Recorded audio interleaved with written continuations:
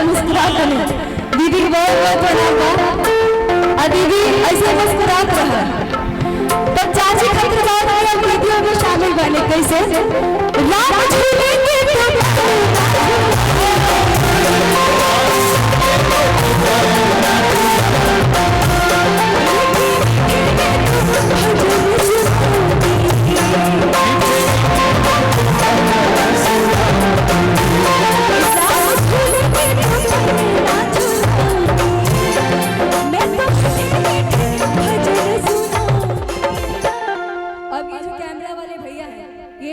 सभी के लिए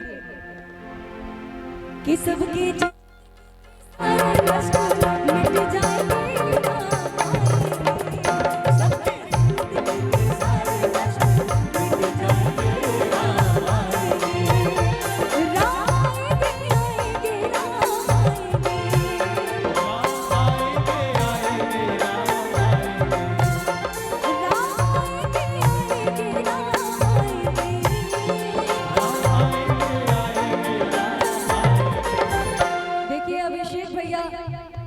इस घर के छोटे राम कृष्ण कह लीजिए अपने भगवान अपने बाल गोपाल को लेकर के मंच पे आ रहे हैं। तो आप दोनों का बहुत बहुत स्वागत है और बाबू दोनों लोगों के लिए आप सभी आशीर्वाद रूपी ताली बजा करके एक बार आजा आजा। क्या नाम है आपका? युग। युग है। और आप बेटा?